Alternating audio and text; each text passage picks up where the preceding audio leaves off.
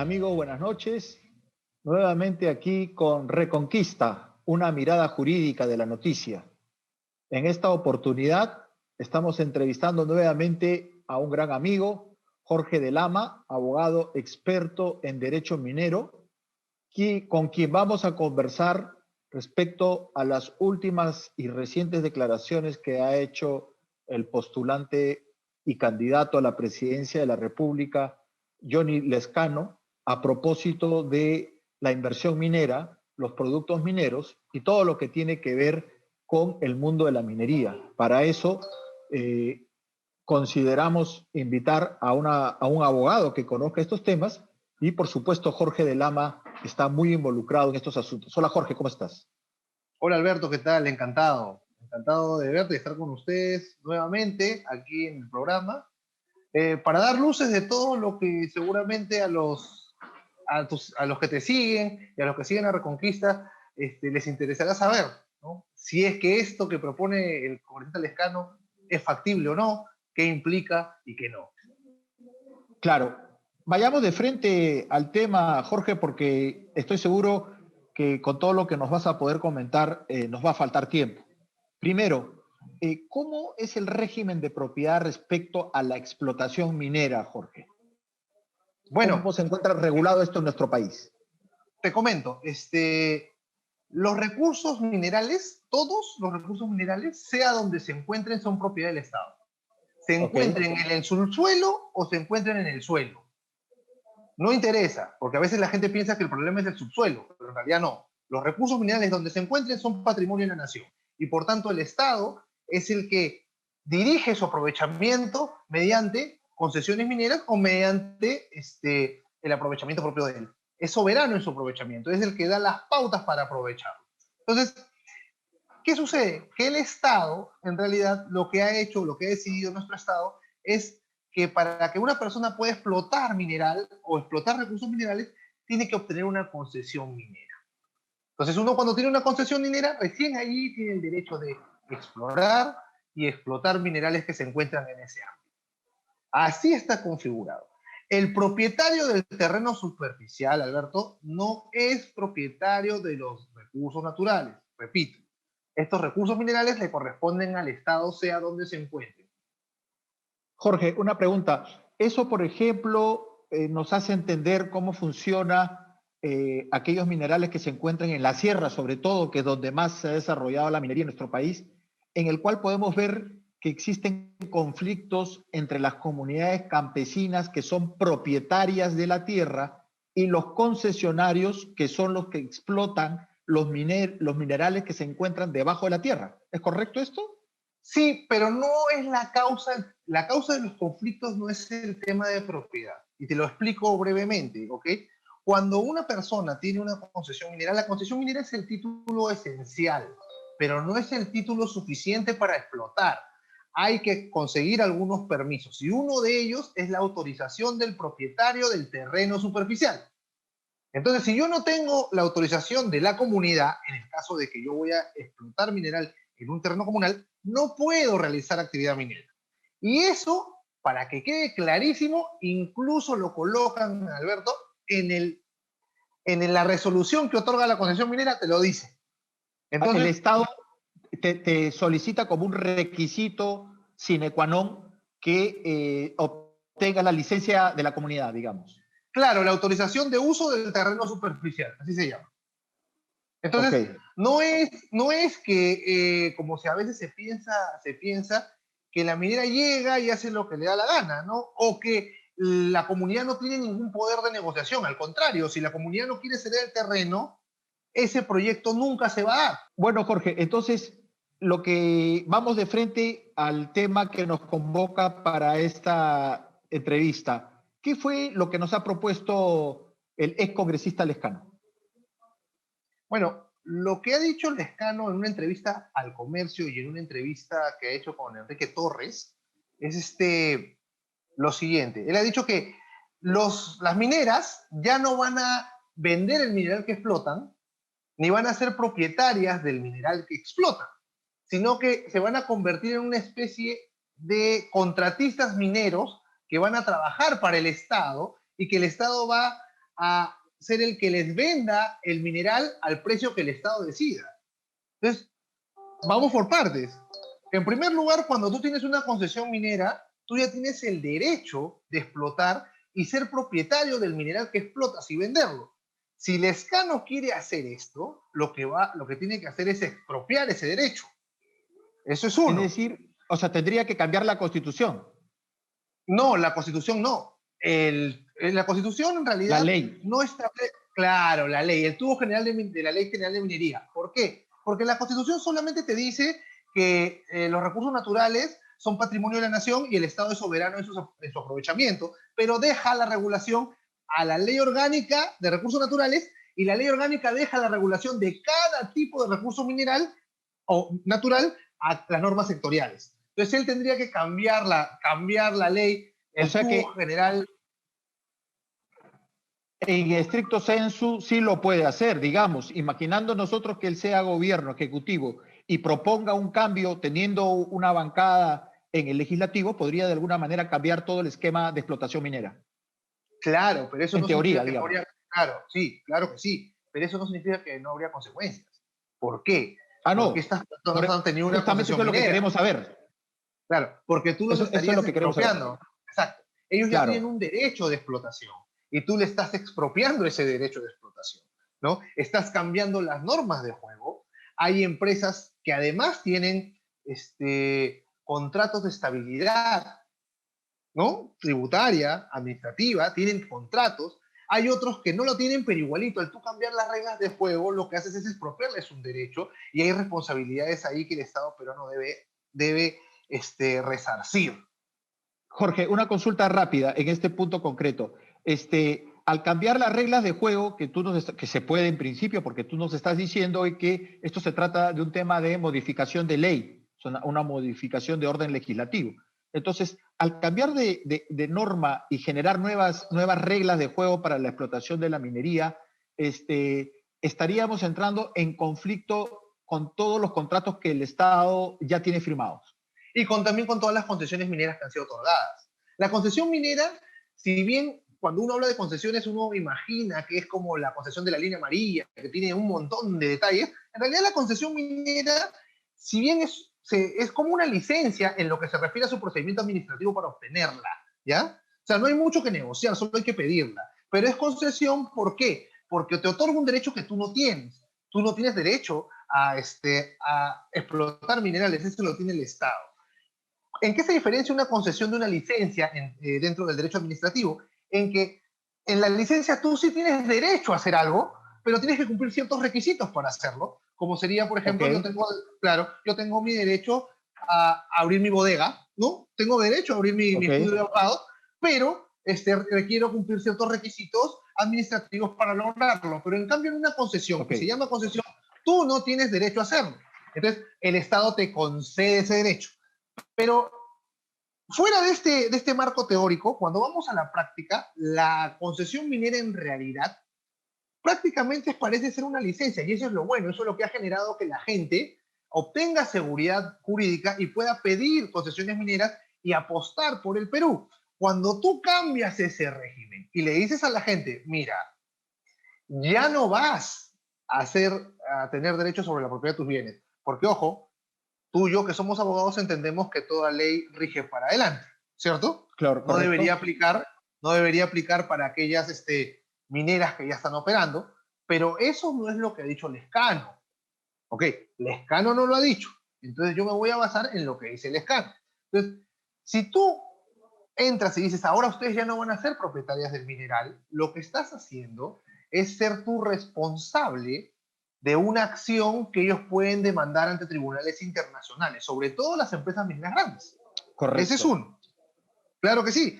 ¿Por qué? Porque hay que acordarnos que nosotros en el Perú tenemos empresas mineras de países con los que nosotros inclusive hemos firmado tratados de libre comercio. Con China, por ejemplo, por no ir solamente un ejemplo, con China tenemos nosotros a Chinalco, a Shougang, tenemos a MMG Las Bambas como empresas, y estas empresas tienen parte de su propiedad del Estado chino.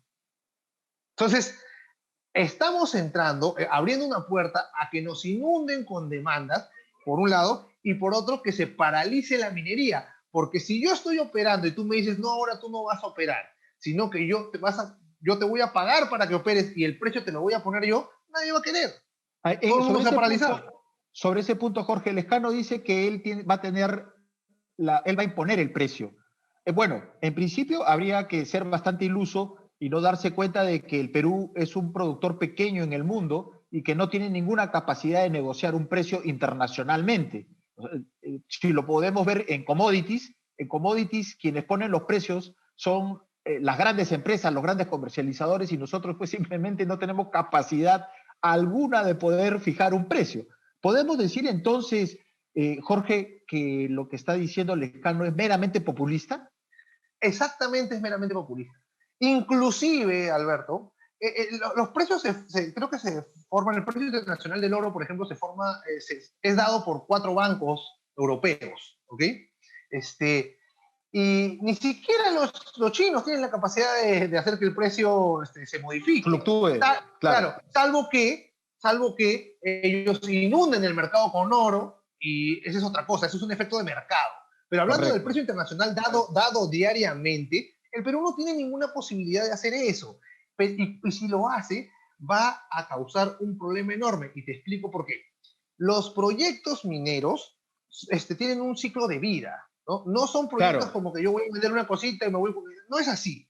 Es un proyecto de vida. Y durante ese proyecto de vida, cuando hay inversiones que hacer y riesgos que tomar, estos se hacen en función al precio internacional del oro. Te doy un ejemplo muy pequeño. No, claro, si yo voy a invertir en un proyecto minero y veo que es muy costoso sacar el oro y el precio del oro está bajo, ya no voy a invertir, ¿cierto? Pero si el precio está muy alto, hay muchos proyectos que eran muy costosos a los cuales sí voy a poder acceder porque tengo margen. Si tú eliminas eso, si tú dices, no, ahora yo voy a ser el todopoderoso Estado, el que dice cuál va a ser el precio, nadie va a querer apostar ni arriesgar. ¿Me entiendes? Y los que están produciendo van a dejar de producir. Exactamente, porque ya no va a ser su mineral. Pero por supuesto. Dice, oye, claro, él no sabe cuál es mi costo, él va a elegirme el precio, pero ¿cómo lo sabe? Y otra cosa más, no da para la parálisis, porque mira, yo te comento, no es usual que las empresas mineras acumulen su mineral.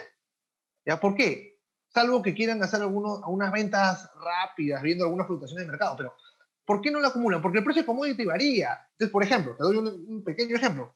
El año pasado, más o menos en agosto, estábamos a $2.000 el precio de la onza de oro. ¿Ya? Ahora está en 1.700, ha bajado $300. Entonces la gente no acumula, tiene que vender. No está para arriesgarse a que esto caiga. Y entonces, imagínate que esas decisiones ahora las toma el Estado. Y el Estado no puede... Y Lescano, que no sé cuál es o sea, qué le puede pasar en el cerebro, no hay otra forma de pensar, para que él tenga pues esa posibilidad de decir tan fácilmente que él va a imponer los precios.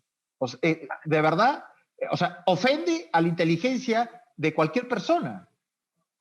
Sí, la verdad es que le ha hecho creer a la gente, y lo peor es que es un discurso de división de los peruanos. ¿Por qué?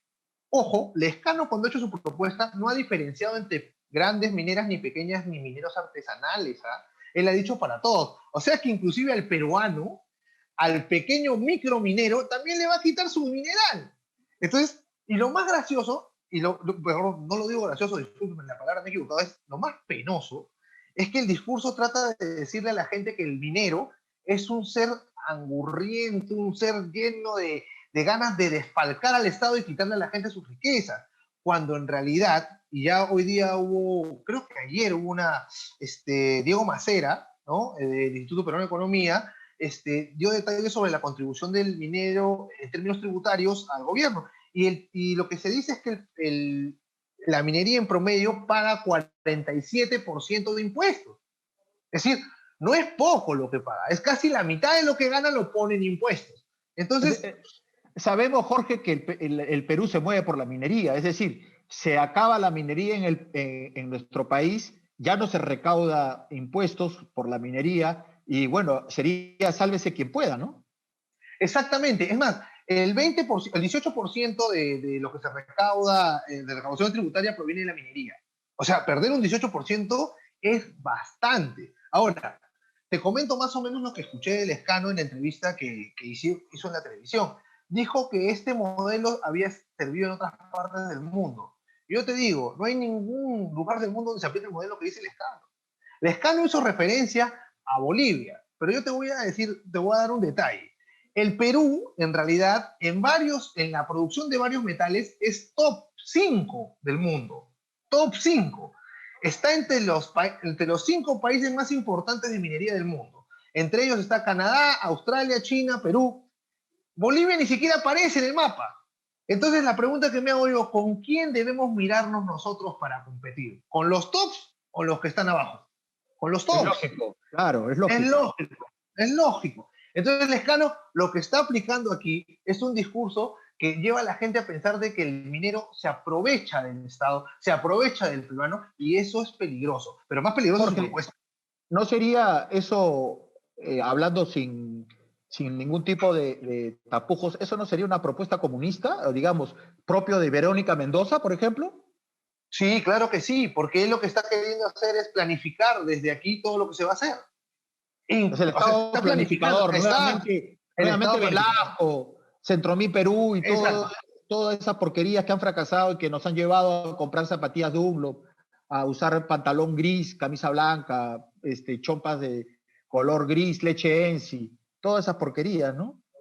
Exactamente, mira, exactamente, para que veas, Alberto. Mira.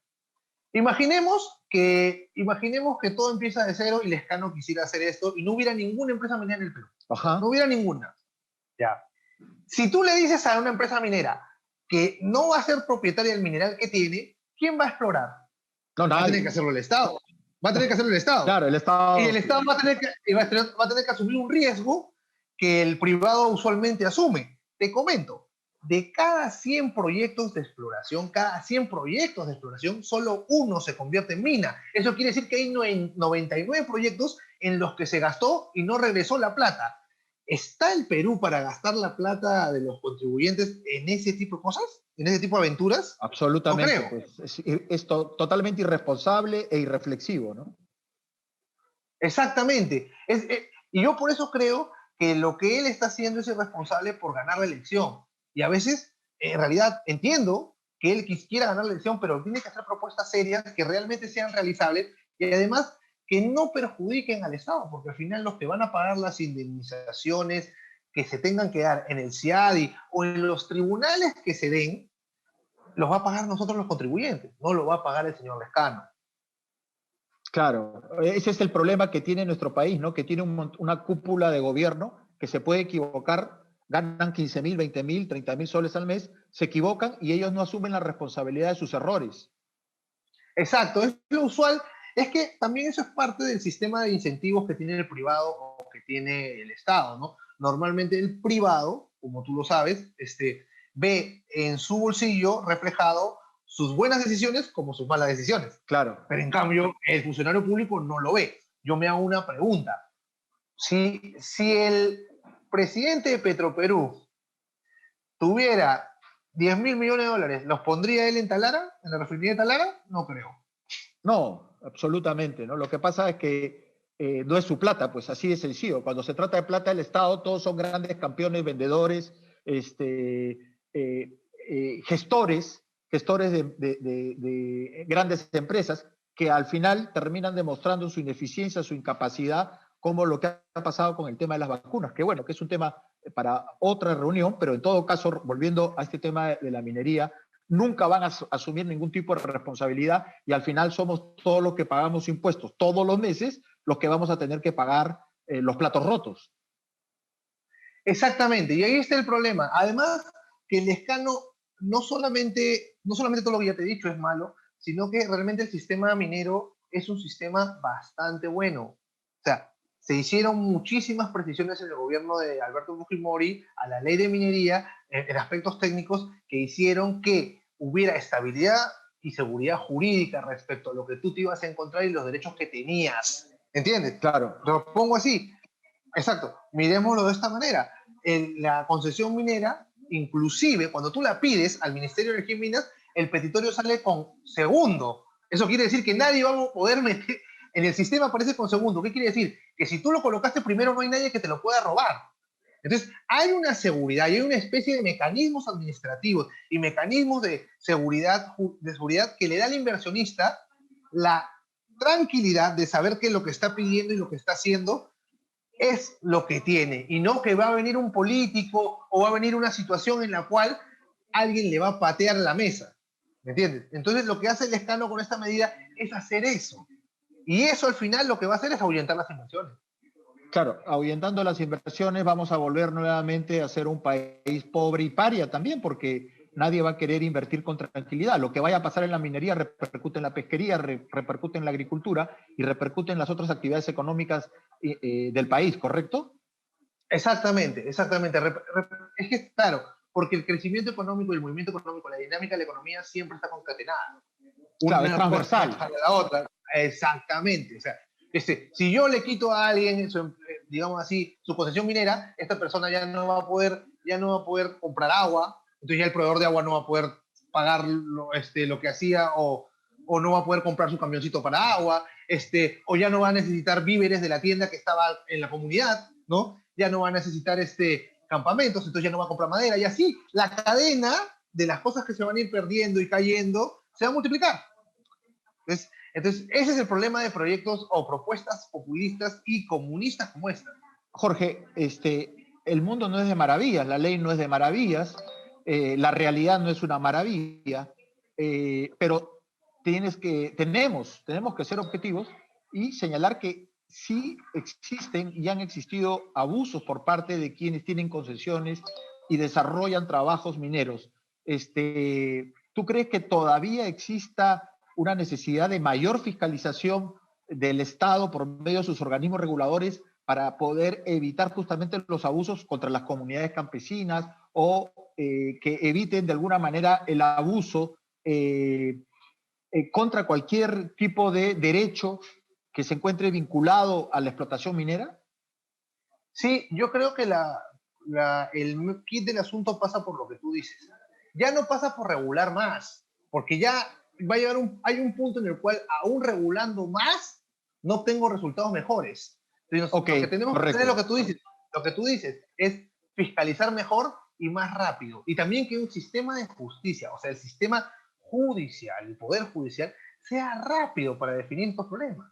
Sea rápido, efectivo. Si Bueno, un juicio va ese es otro problema, Jorge, porque el Poder Judicial es un verdadero desastre. Te comento rápidamente, he tenido la oportunidad de estar asistiendo hace pocos días a un seminario en Argentina por medio del Zoom y hablaba yo con constitucionalistas uruguayos y yo les decía, pero ¿cómo podemos hacer nosotros para que el derecho de objeción de conciencia sea mucho más rápido? Y nos dicen, ¿cómo que más rápido? Bueno, acá en el Perú una demanda de amparo demora 1 año, 2 años, para una sentencia en primera instancia. Y ellos me dicen, bueno, acá en Uruguay demora 6 días. Entonces, como tú dices, el problema no está en la norma, el problema está en los procesos. Exactamente, para que se cumpla la norma tiene que haber procesos ágiles, y ese es el problema, porque al final de cuentas yo ya no puedo regular hasta el infinito y no va a cambiar la situación, ¿entiendes? Eso por un lado. Y por lo otro, para evitar conflictos, tiene que haber una presencia mayor del Estado en qué cosas. Si te cuento, ahorita yo estuve revisando los boletines de la Defensoría del Pueblo, porque siempre hace boletines mensuales donde detallan los conflictos que hay, ¿ok? Y la mayoría de ellos eran aquellos que tenían que ver con una rivalidad de recursos. ¿Qué quiero decir? La comunidad a veces decía, yo tengo miedo de que ellos contaminen mi agua, ¿ya? Ok, eso es válido. Eso es muy válido, claro que sí, pero el proyecto todavía no había empezado. Entonces, ¿qué es lo que voy? A que el Estado tiene que asegurar, si no es a través de los mecanismos que sean, ya no encasillar ni para ser muy críticos, a través de los mecanismos que sean, que esas comunidades donde se van a sentar proyectos mineros cuenten con toda la seguridad de que van a tener el agua necesaria, no se van a afectar sus cultivos y cosas así, pero de una manera en la cual sea activa su presencia, que no llegue a establecer mesas de diálogo cuando ya explotó el problema, ¿entiendes? O sea, si ya explota el problema, ya está en un conflicto, una mesa de diálogo te te va a ayudar a transformar el conflicto, pero lo mejor es que no se haya dado el conflicto.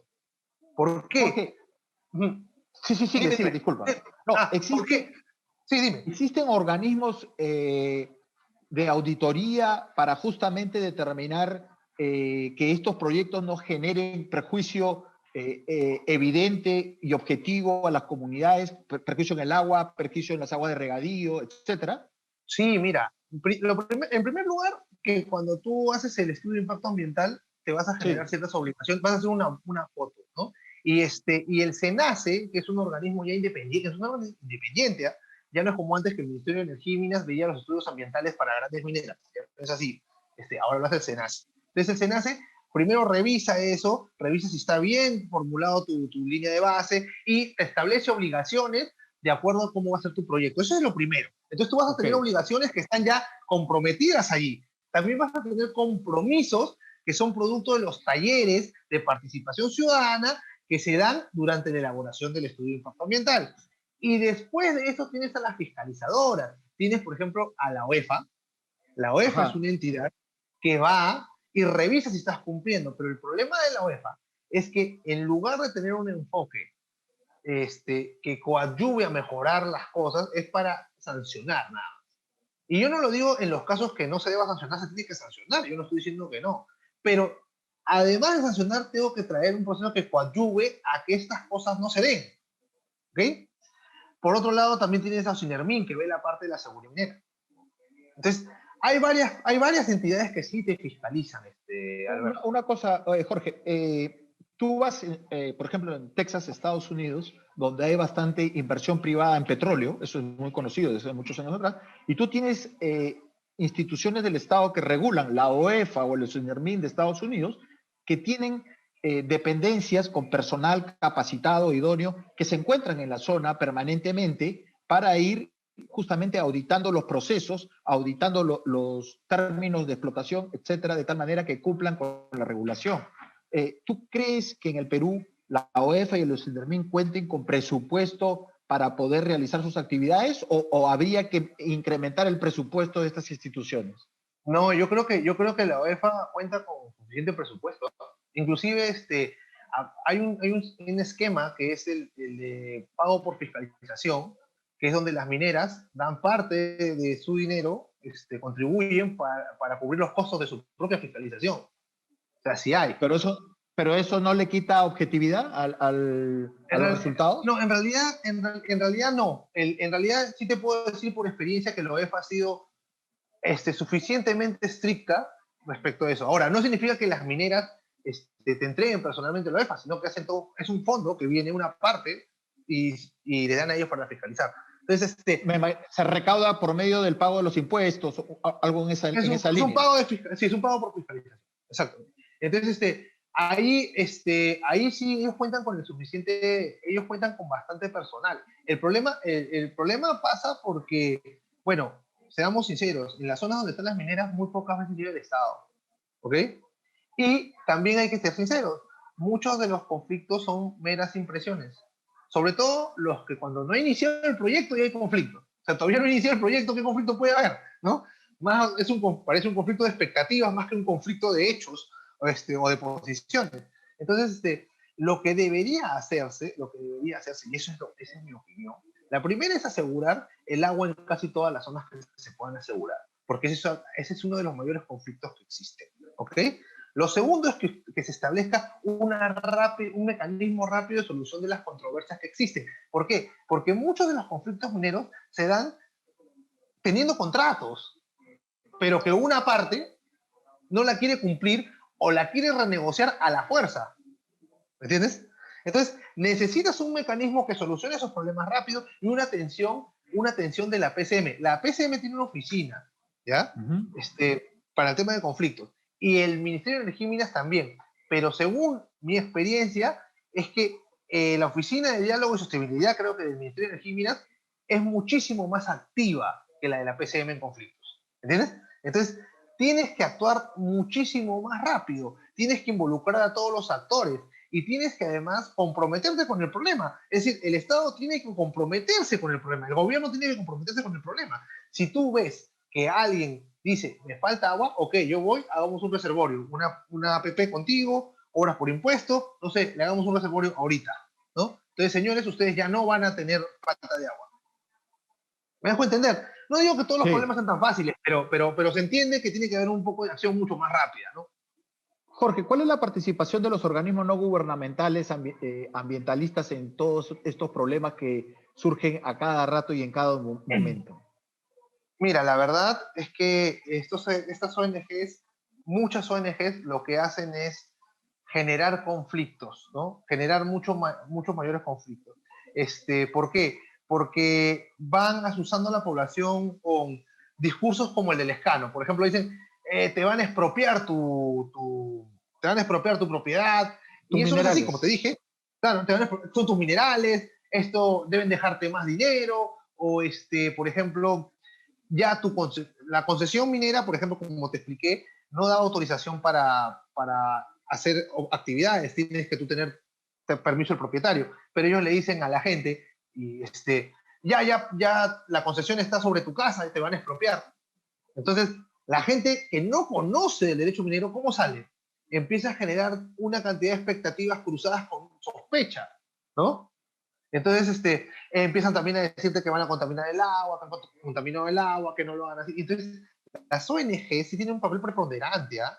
Tienen un papel bastante importante. Es más, las ONGs promueven que los gobiernos regionales establezcan áreas de conservación regional de manera antitécnica para ir cercando la minería, y eso es harto conocido por los mineros, por la gente que está en el sector. No se dice porque tú sabes, el nivel de conflictividad puede escalar muy alto y estas personas tienen la infraestructura, la arquitectura para movilizar personas, ¿no? Yo Entonces, pero recuerdo mucho, permíteme Jorge, que conocí un caso que me invitaron para revisar un tema de tema civil en Echarate, donde hay una concesión minera muy importante que está desarrollando actividades que contrata no a toda la población que está cerca de ahí, sino contrata a la tercera parte y que aquellos que no eran contratados tenían envidia de los que sí eran contratados y lógicamente tenían beneficios indirectos por trabajar para la minera. Entonces, ¿qué es lo que había sucedido en este pueblo? Que no voy a dar el nombre, en la mitad o un poco más de la mitad del pueblo ya tenía una rivalidad muy fuerte contra el resto de la población, porque ese resto de la población se estaba beneficiando económicamente, ilícitamente, por ejemplo, dándoles transporte, ¿no? Dándole seguridad, ayudándole en la limpieza de las instalaciones.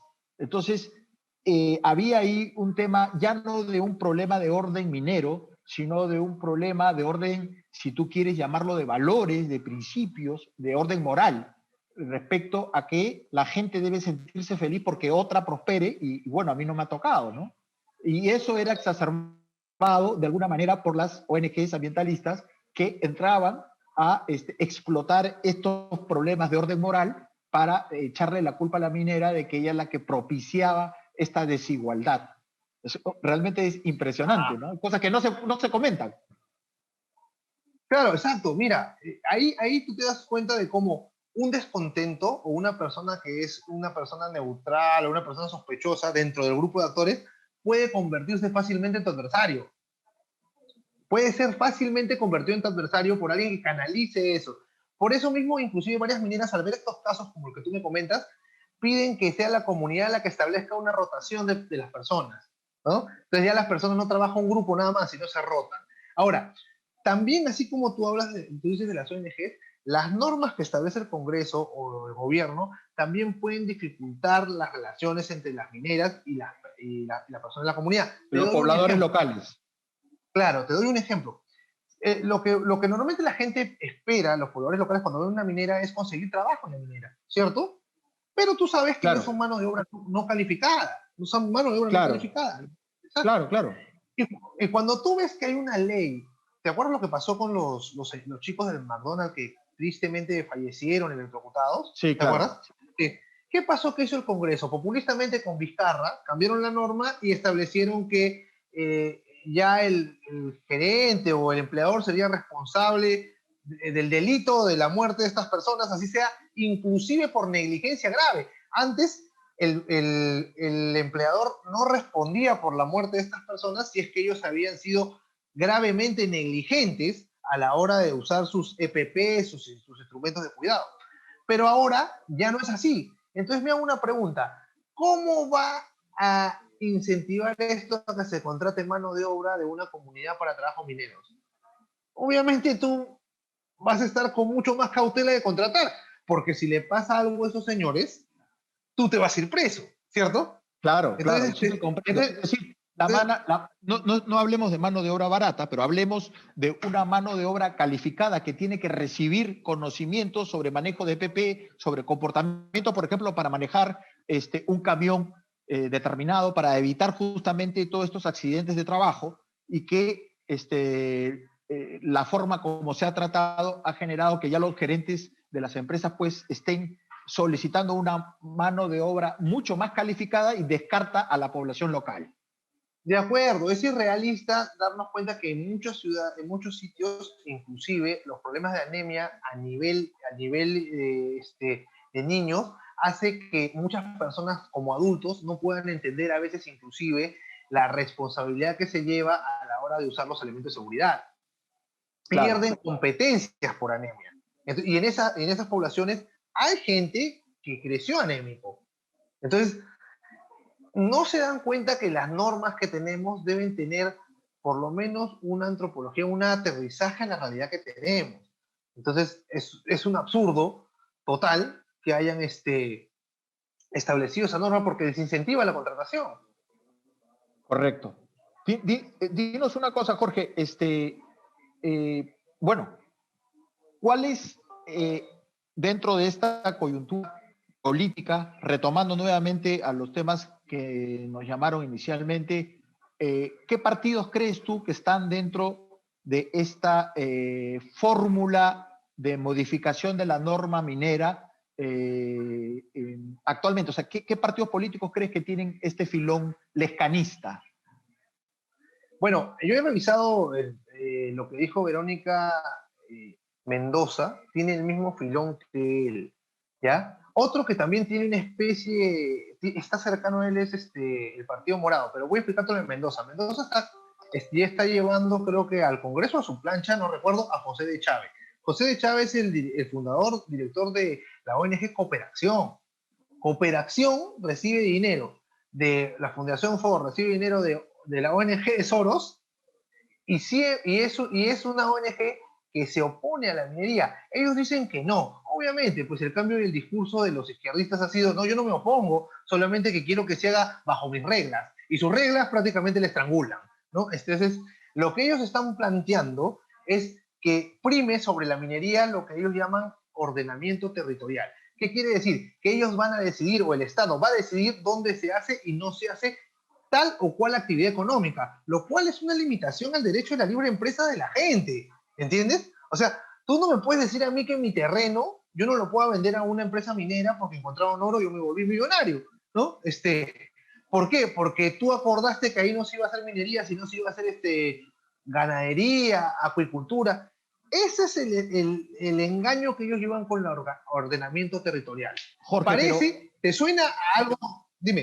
pero, no, en el hilo de la idea que tú dices, pero tiene que haber ordenamiento territorial, porque yo puedo tener mi casa en una zona residencial y mañana no puedo pues poner un restaurante, una cancha de fútbol donde otros viven. O sea, tiene que haber un ordenamiento Ya, territorial. ya, quiero explicarte una cosa. Para mí eso yo lo considero planificación urbana, porque conozco a los izquierdistas y sé cómo cambian Ok, ok, las palabras y ok. de los conceptos. Planificación urbana sí debe haber, de eso sí estoy de acuerdo. Yo lo que estoy hablando, yo no estoy hablando de planificación urbana. Es más, inclusive el tubo de la Ley General de Minería prohíbe que tú hagas minería en áreas de expansión urbana. O sea, ya no solo lo puedes hacer Pero en la ciudad. de expansión agrícola por ejemplo, en la ceja de selva y en la selva, que tengas tú áreas mineras donde tenemos una vocación netamente forestal. Mira, eso va a depender de quién sea el propietario del terreno. O sea, porque si tú eres propietario de un terreno, no de una concesión forestal, de un terreno, y tú encuentras mineral ahí, tú puedes pedir tu concesión minera. Ahora, el problema es que, mira, Alberto, tú nunca sabes cuánto mineral hay. O sea, tú no puedes decir, acá no se va a hacer y acá sí se va a hacer porque ¿Cómo sabes que hay mineral allí? ¿Me entiendes? Entonces, No, para saber que hay mineral tienes que hacer la exploración. Y la exploración exacta, son 2 o 3 años de trabajo para que tengas la exactamente. suerte de que exista mineral que pueda cubrir los costos de la explotación. Exactamente. Inclusive, a veces, las exploraciones que hacen las grandes mineras y que descartan porque no va con sus costos, sirven para los pequeños mineros, ¿ah? Y sirven para los mineros artesanales. O sea, tampoco es que la cadena sea tan estática, al contrario, es interesante. Una empresa grande hace una exploración, no le parece que vaya bien para sus costos o que no es un proyecto de la magnitud que ellos esperaban, lo abandona, lo deja o lo vende a una pequeña, y esta pequeña también puede trabajar con mineros artesanales, o sea que al final sí se da. El problema del ordenamiento territorial es que no es de planificación urbana. Yo sí creo en la planificación urbana, Alberto, porque yo estoy cansado de ver cómo la gente invade, pero lo que hablo es que el ordenamiento territorial en términos de la izquierda es un instrumento para decidir dónde se hace minería y dónde no. ¿Entiendes? ¿Ok? Pero no al ¿Ok? nivel, no dentro de lo razonable, no dentro de lo ¿Ok? razonable que es lo que tú y yo entendemos, sino dentro de su visión de planificación como comunistas. ¿Entiendes? Ok, ok.